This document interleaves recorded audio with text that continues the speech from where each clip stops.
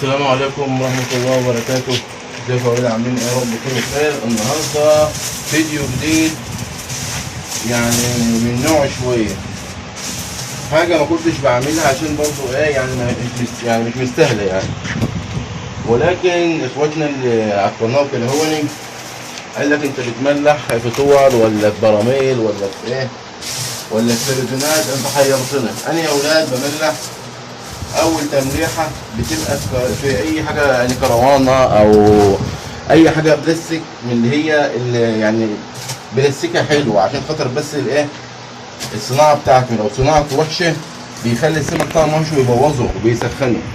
لكن اول تمليحه ليه بملحها في اي حاجه مثلا تكون ايه بلاستيك، زي مثلا الكروانه او حاجه شبه كده يعني، تمام، عشان تنزل معايا دم السمك. اهم حاجه السمك ينزل دمه. بعد كده برد السمك بقى في البوكس اللي هي في التلفزيون يعني، وفي الطول اللي هي زي ما انتم شايفين زي دي كده. تمام يا ولاد؟ تمام. اللهم صل على النبي. تمليح الطاوله ماشي عندنا غير حبايه سمك واحده، وهنحازي لها كده عشان نحطها ايه يعني ايه جنب اخواتنا. يعني عديت النهارده زودت سمكه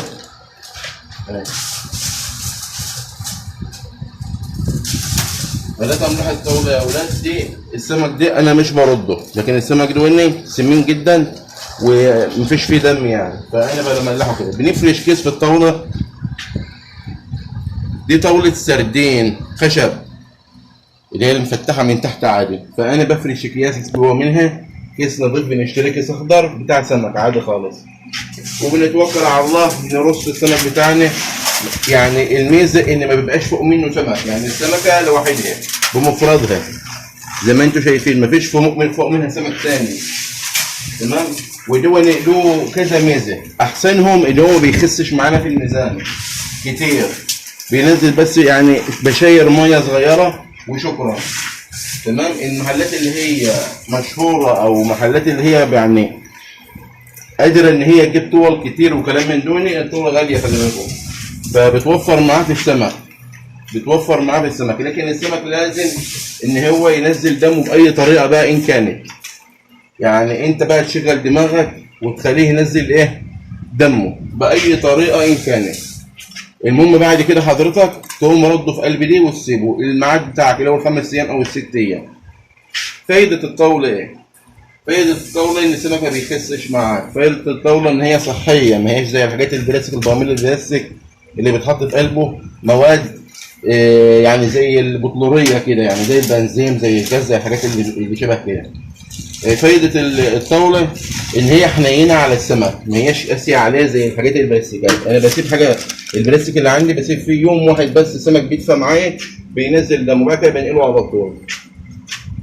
دي ارق طاوله عندي. الطاوله اللي عندي تاني تخينه عن كده اسمها طول حساني، بتبقى تخينه عن كده خالص واتقل من دي، فطبعا انا مش هينفع اقعد ادخل طول واخلي طول عشان فيديو بسيط، فجبت لكم طاوله خفيفه عشان اللي عايز يملح في طول تقيله يملح بتنفع. انا عندي منها كميات، تمام، بس هي ما بتنجزش معايا زي البوكسه. البوكسه بتاخد معايا من 20 ل 25 كيلو، انما دي بتاخد لها مثلا 6 كيلو 10 كيلو بالكتير على حسب حجم السمكه وحسب ايه حجم الطاوله.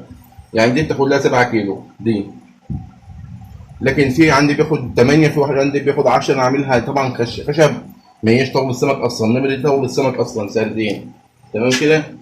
فهنا خلصنا هوني ونغطي السمك ان شاء الله مع بعض اهو، يتقفل عليه تقفيله حلوه كده خالص.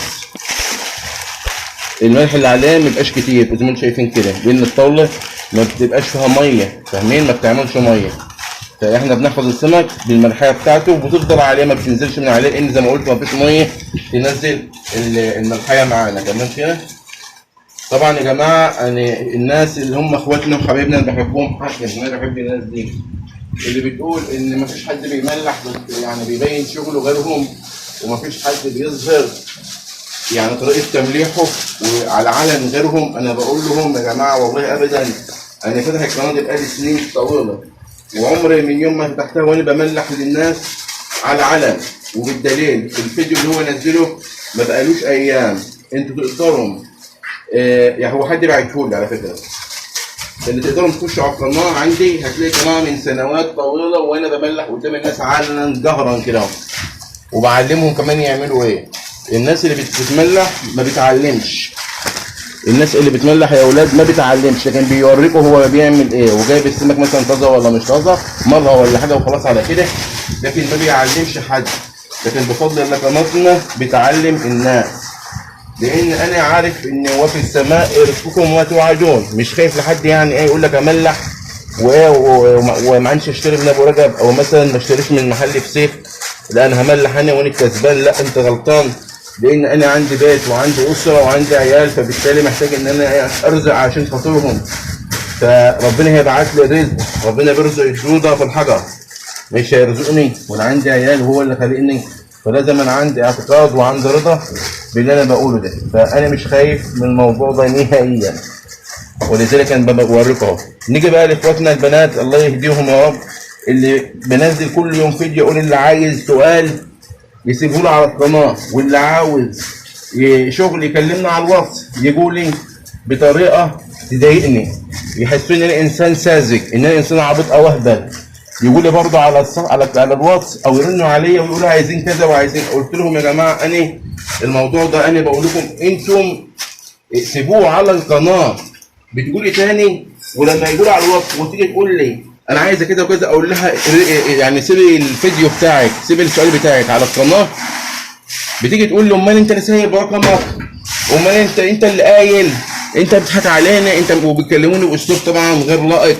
واخوك احمد ابو رجب محترم ومؤدب ما بيحبش يزعل حد، لكن بقوم قافل في وشهم السكه على طول عشان انا راجل مؤدب ومحترم وما بحبش ارد على حد رد لفظ وحش. فلما انا اقفل في وشه يمكن يعني يتكسف او تتكسف وتعرف انني لو ردت ببقي هزعلها، لكن عشان انا بحبهم كاخواتي بقفل السكه واسكت، ما بهزقش حد. رغم ان هم بقى اللي بيستفزوني وبيقعدوا يقولوا انت اللي قلت وانت اللي عملت وانت اللي مش عارف ايه، لازم ترد على. لا انا ماليش مسخر لحد، انا راجل فاتح مثلا قناه بعلمكم لوجه الله.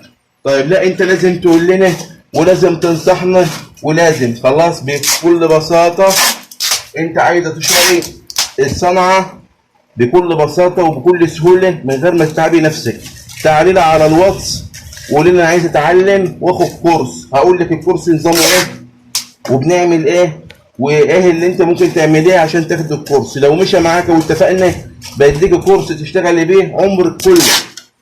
لو ما اتفقناش بتقولي لي طيب شكرا، بقول لك ربنا يوفقك وانا برضه اخوكي، وتعالى على القناه سيبي يعني تعليقك او مشكلتك وبفضل الله هنحلها مع بعض واحده واحده كده اهو على القناه، وهقول لك مشكلتك ايه. طب انا مصمم على موضوع القناه.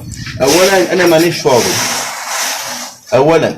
فاضي، ثانيا انا القناه بتخلي كله يستفيد، بتخلي الكل يستفيد. يعني المشكله بتاعتك في ناس ثانيه بتسمعها، فمن هنا بتقوم ايه تقول تصدق المشكله دي كانت عندي انا هخلي بالي بعد كده، يبقى في ناس استفادت اهي. انما تبقى لنفسك ولوحدك وتسخرين عندك، لا انا ما بستخرش عند حد وما بشغلش عند حد. تمام، انا بفيدكم. ادعوا لي بقى، انتوا تدعوا لي، مش عايز منكم فلوس ولا عايز، لا ادعوا لي انا وعيالي كده اهو وانا افضل معاكم العمر كله. تمام. دي الطاوله اللي الناس بتتكلم عليها واللي انت بتملح فيها ازاي. دي طاوله صغيره بتاخد من 6 كيلو ونص ل 7 كيلو سمك، اللي هو التلاتات.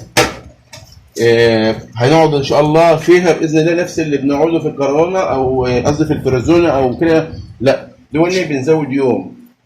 الفريزونه يا جماعه لو احنا دفناها مثلا بالكهرباء وحطينا فيها السمك وقفلنا عليها بتقعد معانا الحراره يعني اطول فتره ممكنه، ممكن تقعد يومين الحراره ماسكه الفريزونه. لكن دي معرضه للسخن والبارد، فدي بنزود يوم في السوا بتاعنا، بننتهي يوم. يعني مثلا قعدنا 5 ايام في الفريزون بنقعد 6 ايام في البوكس. ودي طريقه البوكس يا جماعه. الطاوله اللي عاوز يملح في الطاوله يتوكل على الله يملح، اللي عاوز يملح في كروانه يوم واحد بس، عشان الكروانه بتبقى برضه بلاستيك، يعني حتى لو هي مصنوعه من بلاستيك نضيفه كل حاجه، بس برضه هتسخن السمك قوي تخليه يعني ايه لحمه يهرب يعني يخس جامد. تمام. ربنا ان شاء الله يرزق الجميع. اللي يعوز اي سؤال يسيبوه على القناه، انا اخوكم في الله والله مش بقصر مع حد. اللي عاوز مثلا شغل يكلمنا على الواتس. وفي عندي كمان يا جماعه عرض حلو انا عامله لكم قبل ما نقفل ان شاء الله، كويس إني ما نسيتش. اللي في ناس محبين تمليح الدنيس، القاروص، اللود، اللي عاوز يملح الحاجات دي بتاعت البحر دي، انا عندي سمك البحر ده وبملحه للناس بالطلب. يعني انا عندي دنيس هنا عامل لكم له فيديو هينزل ان شاء الله يعني يوم الاحد ولا حاجه باذن الله، تمليح الدنيس. فده سمك بلد ابا عن جد، فاللي عاوز يعني بيحب الاشياء دي وعاوز ياكل منها بيكلمني وانا بجيب له السمك وبملحه له، وباخد مصنعيته 20 جنيه في الكيلو. تمام، لان السمك ده هيبقى غالي، فباخد 20 جنيه بس في الكيلو، مش باعه له كفسيخ، لا انا مش ببيعه كفسيخ، انا باخد بس 20 جنيه في الكيلو مصنعيتي لسه الا. تمام، وبشتري له السمك بما يرضي الله. فاللي عاوز حاجه من دي كلمني، واشوفكم على خير، والسلام عليكم ورحمه الله.